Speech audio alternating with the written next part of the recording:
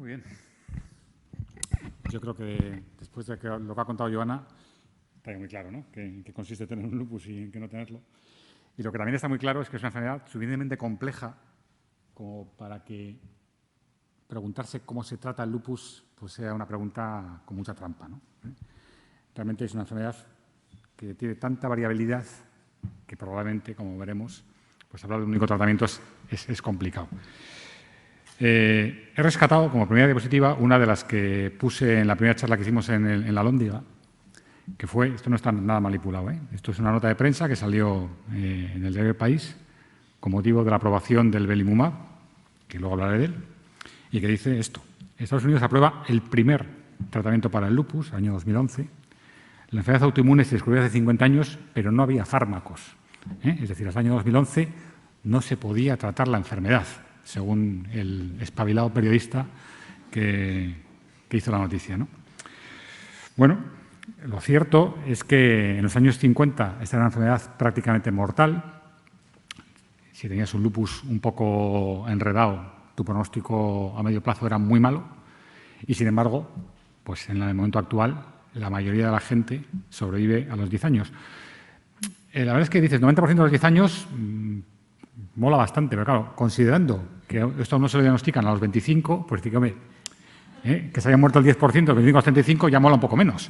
Pero bueno, realmente lo cierto es que el pronóstico ha mejorado mucho, pero también es verdad que la otra lectura es todavía la gente con lupus sigue teniendo una mortalidad superior a la esperada para lo que les toca, por edad y por sexo. Pero en cualquier caso, el pronóstico ha mejorado mucho a lo largo de los años y, hombre, pues igual ha sido por suertecilla o por milagro, pero la verdad es que no. La verdad es que ha funcionado porque, a pesar de que los del país no se habían enterado, pues durante muchos años la enfermedad se puede tratar. No se puede curar, pero se puede tratar. Y los responsables de que esto haya sido así durante todos estos años son los que llamamos tratamientos clásicos, que tienen pues varias virtudes. Uno, que son viejos, y cuando uno ha costado usar durante mucho tiempo, pues ya se la conoce, tanto lo bueno como lo malo. El tener una perspectiva, eso muchas veces de poner lo último, voy a poner lo último de lo último, bueno, lo último de lo último, quita, que igual lo último de lo último me acaba matando porque no nos hemos enterado que esto mata. Las cosas que usamos durante mucho tiempo, pues igual son malas, pero sabemos que son malas y por lo tanto podemos utilizarlas de una manera un poco más razonable, ¿no? Son medicamentos que en general son baratos porque hacía mucho tiempo que su licencia caducó, y son medicamentos que, bueno, pues que tanto al que los tiene que pagar como al sistema de salud, pues no les cuestan demasiado. Y además están disponibles en todas partes. Eso parece una chorrada, pero cuando uno va a congresos de esta y otras enfermedades, se encuentra con que se dedican muchísimos minutos para hablar eso, de lo último, ¿no? Del churiguay último que ha salido y que luego cuesta un pastón terrible y en muchos sitios no lo pueden utilizar. Tú hablas con gente que trata estas enfermedades en Sudamérica o en África y dicen, bueno, pues está muy bien esto del rituximab, pero es que nosotros no lo podemos poner más que en ensayos clínicos. Entonces, realmente que haya medicamentos súper estupendos que solamente puedan utilizar una pequeña proporción de los pacientes por disponibilidad económica, pues tampoco es tan estupendo. Estos, de los que voy a hablar yo casi todo el rato hoy, son medicamentos que están en todas partes. Todo el mundo puede tener acceso a ellos. Y por otra parte han demostrado, como se puede ver, dado que la supervivencia ha mejorado tanto, son medicamentos eficaces. Y estamos hablando, pues concretamente, de esos tres grupos de medicamentos. Los glucocorticoides, conocidos generalmente como corticoides, muchas veces pues, en general como cortisona, los antipalúdicos y los llamados en conjunto inmunosupresores. Cuando hablamos de estos grupos, pues luego hay, dentro de cada uno, hay fármacos concretos que tienen cada uno su nombre. Y cuando hablamos de glucocorticoides, pues hablamos sobre todo de la prednisona, sabéis que la marca típica es la Cortina, aunque luego estuvo una temporada fuera del mercado, ahora ha vuelto a entrar, bueno, la prednisona. La metilprednisolona, que es el famoso Urbasón, que es el que, como muchas sabéis, utilizamos muchas veces para poner tratamientos por vía intravenosa. Y luego está la Dexa y la betametasona, son unos corticoides un poco distintos, que se utilizan en situaciones bastante especiales, fundamentalmente cuando lo que queremos es tratar al niño que está dentro de una señora embarazada, porque esos corticoides, a diferencia de los otros, sí pasan la placenta. No voy a referirme a ellos porque digo, son muy específicos. Dentro de los antipalúdicos tenemos sobre todo la hidroxicloroquina, el Dolquine que ha comentado Joana, pero que el Dolquine en España está disponible desde el año 2004. Hasta el año 2004 solo existía la cloroquina, que es otro pariente que, como luego comentaremos, era pues, bastante más tóxico. Son medicamentos que, como su nombre indica, están inventados para tratar el paludismo y que luego, por una serie de accidentes, pues, han acabado en el tratamiento de enfermedades autoinmunes. Y luego hay un tercer antipalúdico, que es la mepacrina, al que luego también me referiré de manera particular. Y en cuanto a los inmunosupresores, pues son medicamentos que, como su nombre indica, lo que hacen es bajar la actividad del sistema inmune. Claro, pero también los corticoides bajan la actividad del sistema inmune y no se catalogan de inmunosupresores. Hay que dejar claro que quizás el medicamento más inmunosupresor que existe son los corticoides. Pero dentro de este grupo, que son fármacos que vienen todos o bien del área del cáncer o bien del área de los trasplantes, pues hay también un montón que utilizamos de la forma en la práctica diaria. La cetoprina, que es el Imurel, la ciclosamida, que es la que solemos poner por vía intravenosa en la gente con formas graves, luego lo comentaré, el metotrexate, que sabéis que en forma oral o en forma pinchada, este se pone no todos los días, sino una vez a la semana, el micofenolato, que es el Celcert o el Mifortic, y el tacrolimus, que es el Prograf o Aldagraf, y la ciclosporina, que es el Sandimun. Todos estos son fármacos inmunosupresores, y luego iremos comentando un poco para qué sirven cada uno. Bueno, vamos a entrar en algunos detalles concretos de cada uno de los grupos para dejar algunas cosas claras. Los glucocorticoides, pues realmente hay poco que decir. De hecho, hace 2 años hicimos una charla específicamente de ellos y, bueno, pues yo creo que hay que insistir en algunas cosas, pero tampoco vamos a repetir otra vez lo mismo. Lo que está claro es que son medicamentos muy potentes. Son muy potentes y cuando hay una inflamación activa, pues todo el mundo quiere tener cerca un corticoide porque esto es lo que nos soluciona la papeleta. En el momento en que, como ha dicho Joana, está la itis ahí coleando, hay que dar un corticoide. Para la artritis hay que dar un corticoide, para la pleuritis hay que dar un corticoide, para la nefritis hay que dar un corticoide, porque es lo que nos va a asegurar una respuesta rápida. Dicho esto, pues resulta que los corticoides también son, en el otro lado, los campeones de la toxicidad en el campo de la terapéutica de enfermedades autoinmunes. Y hay muchos estudios ya publicados que nos dicen que la prednisona es uno de los agentes individuales más fuertemente asociados al daño, y el daño, como luego también comentaremos, es un tema capital en el lupus, es algo que produce un impacto pronóstico enorme. Y también hay que dejar claro que cuando uno pone los corticoides de esa otra forma, la forma intravenosa, que pone puntualmente en momentos muy concretos, en prácticamente ningún estudio se ha demostrado que esta forma de administrarlos tenga que ver con el daño. Por tanto, corticoides por vía oral mantenidos en el tiempo, dosis dependiente más daño, corticoides usados de manera puntual, a dosis altas en momentos concretos de la enfermedad, parece que muy seguros. Hay que dejar muy claro, y esto lo hemos dicho muchas veces, pero lo repito una vez más, que no hay ningún ensayo clínico, es decir, no hay ningún estudio específico en el momento en que el corticoide salió al mercado que haya comparado diferentes dosis. No hay ningún estudio que nos diga que 80 miligramos al día son mejores que 30 o son mejores que 20. Eso no existe. Y las dosis que se utilizan en la práctica habitual, que muchas veces habéis sufrido, están basadas exclusivamente en la costumbre de mantenerlas así. Seguimos utilizando 50 años y se siguen utilizando así. Pero no hay ninguna evidencia sólida que permita justificar la idea de que 60 miligramos al día es lo que hay que utilizar en un brote de nefritis lúpica, por ejemplo, ¿no?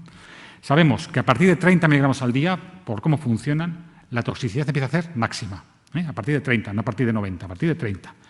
Y que a partir de 7,5 ya empieza a haber daño cuando están mantenidos a lo largo del tiempo, a lo largo de los meses. Y lo que he dicho, los pulsos de Urbasón son muy efectivos, como algunas de que estáis aquí habéis experimentado en más de una ocasión, y son muy poco tóxicos. Esas yo creo que son las ideas más claves que hay que mantener en cuanto a los corticoides. Los antipalúdicos. Los antipalúdicos, como ya he dicho, son fármacos que se inventaron para tratar el paludismo. Y realmente acabaron en esta historia del lupus pues por accidente, como pasa muchas veces con cosas médicas. En la Segunda Guerra Mundial, cuando se mandaron 2 o 3 millones de soldados americanos y británicos a pelear con los japoneses al frente del Pacífico, todos ellos iban tomando antipalúdicos para prevenir el paludismo. Y algún espabilado médico que andaba por ahí se dio cuenta de que los soldados americanos y británicos que tenían artritis, el tiempo que estaban en el Pacífico matando japoneses, estaban genial de la artritis.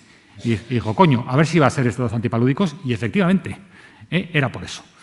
Y a partir de ahí se empezó a utilizar los antipalúdicos para tratamiento de enfermedades articulares y para tratamiento de enfermedades cutáneas. Y luego se ha visto que efectivamente son fármacos que son tremendamente eficaces y tremendamente seguros. De mucho tiempo atrás, los antipalúdicos, concretamente la hidroxicloroquina, era un fármaco que se reservaba para, digamos, manifestaciones menores. Menores quiere decir que no ponen en peligro la vida. Es decir, tener una artritis, pues hombre, y me dices tú, me vas a decir a mí que es menor, que me condiciona mucho la vida. Sí, es verdad, pero una artritis en general no te mata, ¿vale? Entonces, el antipalúdico se reservaba pues, para la gente que tenía enfermedad articular o enfermedad cutánea. Y en general, cuando tenía una enfermedad un poco más grave, pues se quitaba, porque se ponía algo que era más potente. Pero con el paso del tiempo, pues a base de ir mirando y mirando, se descubrió que los antipalúdicos, además de controlar la artritis y de controlar la enfermedad cutánea y tal y cual, pues resulta que también controlan en general la actividad del lupus. Resulta que también tiene un efecto que disminuye las trombosis, que también tienen un efecto beneficioso sobre prevenir el desarrollo de diabetes, prevenir el desarrollo de elevación de colesterol. Son fármacos inventados para tratar infecciones y, por lo tanto, tienen un efecto también que no solamente no bajan las defensas, sino que protegen al cuerpo, ayudan a proteger al cuerpo contra las infecciones y, en general, en conjunto, son fármacos que disminuyen el daño. Y por ello, y de forma pues, realmente no sorprendente, hay varios estudios hechos en diferentes zonas del mundo, incluidos nosotros, en los que se ha visto que los pacientes con lupus que toman antipalúdicos de manera continua tienen una supervivencia en el tiempo mayor que la gente que no los toma. ¿De acuerdo?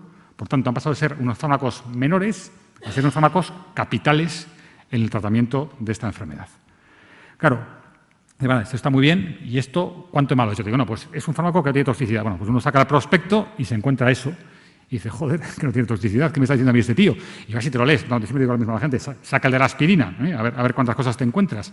Realmente de todo esto, que puede pasar, o sea, uno puede tomar antipalúdicos y que le duele el estómago, puede tomar antipalúdicos y se caiga un poco el pelo, puede tomar antipalúdicos y que le pique, puede tomar antipalúdicos y hacer una alergia, sí, todo eso puede pasar. Pero realmente el efecto que todo el mundo conoce, el que mira en internet y dice, yo esto no me lo tomo ni de broma, es este, es la toxicidad retiniana. Los antipalúdicos se depositan en diversos tejidos del cuerpo, entre otros la retina, y con el tiempo, teóricamente, pueden producir daño al epitelio retiniano, pueden provocar ceguera, porque además se depositan en un sitio concreto que es la mácula, que es con lo que uno ve, el centro de la retina. Esto es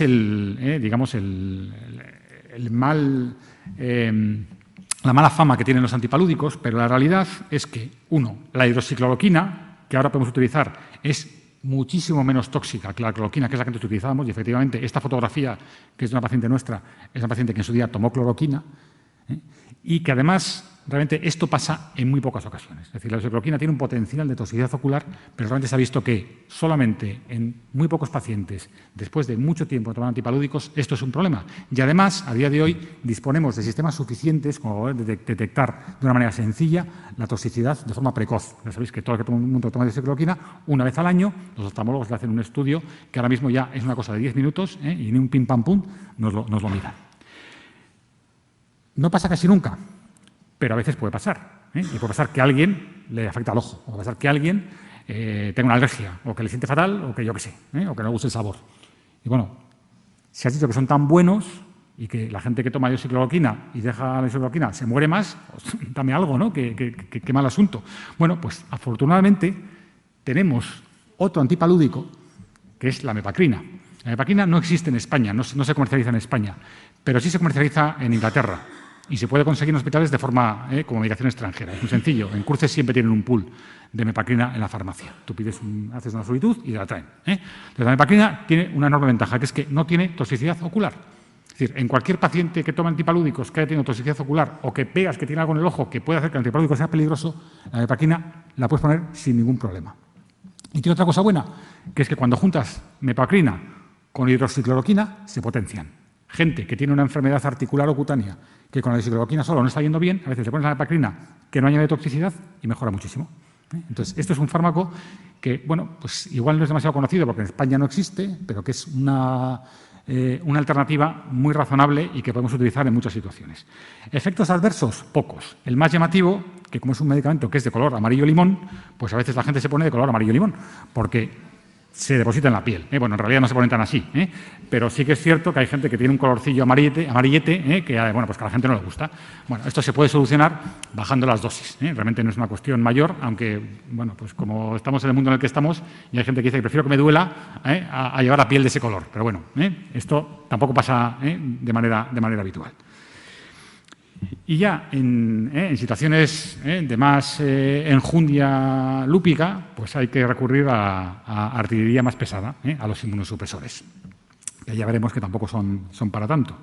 Ya he dicho que hay muchos inmunosupresores y las indicaciones ¿cuáles son? Pues que, por un lado, ayudan a tratar formas graves de la enfermedad que no iban a responder razonablemente a combinaciones de corticoides y antipalúdicos, y además tienen la enorme ventaja de que asociando estos fármacos podemos tratar otras manifestaciones con dosis menores de corticoides. Esas son las dos grandes indicaciones. Los inmunosupresores, evidentemente, tienen toxicidad. No es decir que la ciclosamida es un chollo, pero tienen toxicidad. Pero esa toxicidad que digamos que es, en general, predecible y controlable. Sabemos que hay órganos que están particularmente afectados por cada uno de ellos. La mayoría de ellos afectan, por ejemplo, a la sangre, es decir, muchos de ellos producen anemia, bajada de leucocitos. Bueno, pues con mirar esto de vez en cuando ya está. Algunos de ellos, metotrexate sobre todo, produce problemas en el hígado. A la gente que toma metotrexate les hemos decir que no pueden tomar alcohol, más que de vez en cuando. Y bueno, pues ya está. Eso pues también se puede controlar. Y luego hay dos inmunosupresores que son el tacrolimus y la ciclosporina. Son un poco especiales, estos vienen del terreno del trasplante renal y son inmunosupresores que no producen bajada de leucocitos, que no producen alteración hepática. Su problema está sobre todo en el riñón. Pueden producir hipertensión, pueden producir afectación del riñón y en el caso de la ciclosporina puede producir un efecto adverso que es particularmente incómodo en chicas jóvenes, que es el hirsutismo. Puede producir crecimiento de pelo. Nosotros, por ejemplo, tenemos una chica que tomó durante un tiempo ciclosporina y se nos quedó así. Entonces, bueno, pues realmente no es una cosa que agrade demasiado, pero bueno, pues también esto se puede manejar un poquito con... Sí, luego... Y lo que vino después, no sé, el origen de las cosas, bueno, realmente es algo que se puede manejar con bastante facilidad. Dan mucho respeto, pero realmente si tienes cierta costumbre en utilizarlos, la cosa tampoco es para tanto. Bueno, pues tenemos aquí varios ingredientes para la pócima, ¿no? Tenemos por un lado los corticoides, las diferentes formas que hay. Tenemos los antipalúdicos, que sabíamos que había dos y resulta que hay tres. Los diferentes inmunosupresores. Vale, y ahora ¿cómo se trata el lupus? ¿Qué es lo que hay que dar a la gente para tratar la enfermedad? Bueno, pues, como diría el heredero del de antes, depende, ¿no? Realmente, se me ha movido el diapo, pero bueno. Realmente, durante muchos años, en el tratamiento del lupus se ha asumido o se ha heredado algo que ha sido clásico en el tratamiento de muchas enfermedades articulares, sobre todo de la artritis reumatoide, y el tratamiento del dolor, que es el tratamiento en escalera o en pirámide. Es decir, yo empiezo a poner una cosa y si no funciona pongo otra, y si no funciona quito esta y pongo otra, entonces voy de alguna manera escalando, ¿no? Voy cada vez a medicamentos más potentes, teóricamente más tóxicos, ¿no? Entonces, en el tema del lupus, ¿cómo era? Bueno, pues que me duele por aquí, que tengo tal, pues te pongo antiinflamatorios, un poco Voltaren, que te quitan de qué, joder, es que me sigue doliendo tal, pues te pongo hidroxicloroquina, es que no acabo de estar bien, pues toma hidroxicloroquina y corticoide, es que, pues más corticoide, es que tengo el riñón, bueno, pues te quito hidroxicloroquina, que ya para esto no vale, y te pongo corticoide más inmunosupresor, y no acabo de ir bien, pues ya te pongo un biológico. Entonces, esa era un poco la idea, ¿no? De pim, pam, pam, pam, pam, y voy poniendo más cosas y voy quitando las que me parece que no funcionan. Bueno, está bien, pero igual hay que tener un poco más claro para qué trata uno la enfermedad, porque al final dices, bueno, ¿yo trato el lupus para qué? ¿Para quitar el dolor articular? ¿O si es una enfermedad crónica que está toda la vida conmigo, tengo que dedicarme a otras cosas? Pues sí, realmente la perspectiva, el objetivo tiene que ser un poquito más amplio. Y esto, que no hay que leerlo entero, es lo que aparece en la última guía de consenso que ha sacado el Ministerio de Sanidad, en la que ha habido un esfuerzo muy importante de muchos especialistas, internistas, reumatólogos, de otras especialidades, para obtener unas recomendaciones basadas en la evidencia, y lo voy a dejar aquí.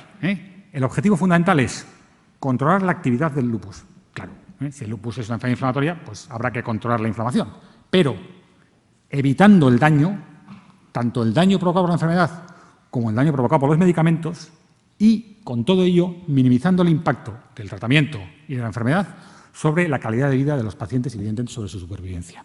Esto es la clave. No solamente tratar el brote, tratar la enfermedad cuando se manifiesta, que sabéis que viene y va. No. Hay que tratarla con una perspectiva un poquito más amplia. Hay que tratarla sin matar al paciente con nuestro tratamiento y consiguiendo que en el conjunto la gente esté, pues, básicamente bien. Entonces, claro, con esto hay que ser un poquito más exigentes. Y aquí yo creo que en lugar del tratamiento tipo escalera, pues hay que hablar de un tratamiento que vaya más dedicado a, por un lado, controlar la actividad y, por otro lado, controlar el daño. Y para esto, pues yo creo que habría un tratamiento pizza. Es decir, tenemos un tratamiento de base, ¿de acuerdo?, que se tienen que llevar todos, porque para eso son todos lupus, y sobre la base de la pizza vamos poniéndole los ingredientes que hagan falta en función de qué tipo de lupus tenga el paciente.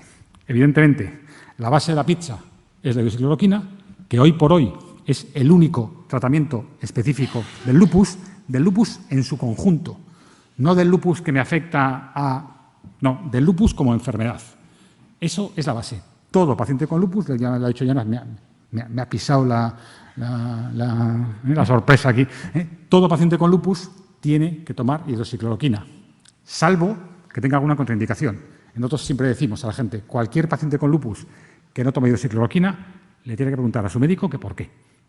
Igual tiene una explicación buena, pero hay que preguntarlo. Y sobre eso, en función de cómo esté la enfermedad, trataremos, depende, con cortis, con inmunosupresores, o ya veremos, porque a veces la gente está muy bien solo tomando antipalúdicos. Y un poco esta es la receta. Hidroxicloroquina, siempre. ¿Qué pasa cuando uno tiene un brote? Nosotros, en general, lo que hacemos es, cuando el brote tiene cierta enjundia, pues no subir mucho el corticoide por vía oral y dar pulsos. Dar pulsos que a veces son de 125, que no es una dosis muy grande, o de 250, y luego, si alguien lo puede, quiere, lo puede certificar en brazo en alto y también en voz alta. Realmente, el efecto que tiene el tratamiento con pulsos es prácticamente inmediato. Hay gente que viene a la consulta que no se puede mover, con una poliartritis que está así, le puedes poner el pulso, el día siguiente dice, ¿qué me has dado? Que me muero de bien. Y esto es así. Con muy poca toxicidad obtenemos un beneficio muy rápido. Y eso nos permite utilizar una dosis por vía oral mucho más baja, que en nuestro caso jamás, y cuando digo jamás quiero decir jamás, está por encima de 30 y muy rara vez llegamos a 30. Es decir, nosotros no ponemos dosis de corticoides por encima de 30 y en general en situaciones incluso más graves nos manejamos con 20, con 15 y bajando deprisa. Y nadie debe tener una dosis de mantenimiento de prednisona superior a 5 miligramos al día. Ese es el tope. Y si resulta que tú tienes una forma de lupus que ya de entrada ves que viene complicada, por ejemplo, una nefritis lúpica, por ejemplo, una afectación pulmonar o una hemorragia pulmonar, o ves que con lo que tú estás tratando la enfermedad no se deja bajar de 5, entonces tienes que acudir a los inmunosupresores. ¿Y a qué inmunosupresor? Pues depende, porque cada inmunosupresor tiene un poco su nicho de funcionamiento. Si la afectación es muy grave, si tienes un paciente con una nefritis, con una afectación del cerebro, con una afectación de los pulmones que le puede matar, o que está afectando un órgano, el fármaco que nosotros utilizamos más es la ciclosamida. Es un fármaco que proviene del mundo del cáncer, un fármaco que es muy potente, un fármaco que tiene sus problemillas, pero que usado de manera intravenosa, cada 2 semanas y a dosis controladas, pues tampoco esto es para tanto. Esto es un problema de dosis acumulada. Si no llegamos por encima de 6 o 7 gramos acumulados de ciclosamida, los problemas no son importantes. Si lo que predomina es afectación articular o cutánea, solemos usar el metotrexate. Aunque hemos dicho antes que la mepacrina asociada a la hidroxicloroquina también funciona muy bien. La gente que tiene afectación renal, muchas veces utilizamos el micofenolato, el CEZ. La cetoprina, el Imurel, ¿en qué situaciones? Pues un poco para todo. Es el inmunosupresor un poco de mantenimiento en muchas situaciones y, sobre todo, y los dos de después, el tacro y la ciclosporina, que todos son para el riñón, son medicamentos que se pueden utilizar en el embarazo. De esto hablará luego Amaya, pero eso es muy importante. Si tenemos una mujer, como pasa en muchos casos en el lupus, que tiene una enfermedad no súper grave y que hay que elegir un inmunosupresor y pensamos que el embarazo puede ser una posibilidad en los próximos meses o años, el Imurel es el medicamento de elección. Y con todo esto, la gran mayoría de los pacientes se controlan bien. Bueno, pues a veces hay alguno que no. Y en el caso de que esto suceda, pues resulta que es que ahora tenemos fármacos nuevos. Son fármacos biológicos, que son fármacos mucho más específicos, que no tratan la inflamación de una forma global, sino que van directamente contra algunos antígenos concretos, que hacen que sean, pues digamos, mucho más selectivos en su forma de actuación. El único licenciado para el lupus es el que comenté antes, el belimumab. El belimumab entró en el mercado en el año 2011. La verdad es que todos lo recibimos con bastante escepticismo porque los ensayos clínicos no nos gustaban y lo cierto es que hemos empezado a utilizarlo y en los casos que nos estamos utilizando, la verdad es que nos está yendo bastante bien. Pero hay que seleccionar. Es decir, esto no es, venga, doy belimumab a todo el mundo que tenga lupus, tira para adelante. No, esto tiene una indicación. Y la indicación sobre todo es una enfermedad que a pesar del tratamiento con todo lo demás, es decir, a pesar de estar con antipalúdicos, corticoides, inmunosupresores, no va bien. Y dice, bueno, sí, pero ¿con cuánto? Bueno, pues eso es importante. En las guías que se han consensuado a nivel España y que esas son las que funcionan en Osakidetza, porque cada comunidad autónoma exige una serie de cosas, Es importante destacar que si uno necesita una dosis de 7,5 de prednisona, más inmunosupresor, más antipalúdico, para que el lupus esté controlado, podemos poner belimumab. Y en esos casos nos ayuda mucho a bajar esto.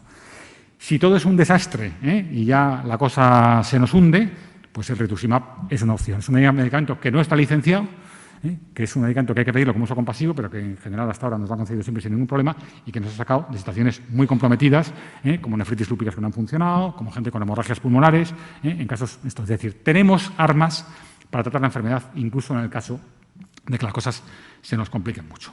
Por tanto, con todo esto, yo creo que tenemos suficientes herramientas como para tratar la enfermedad de una forma global, individualizada, y llevamos unos cuantos años haciéndolo de esta manera.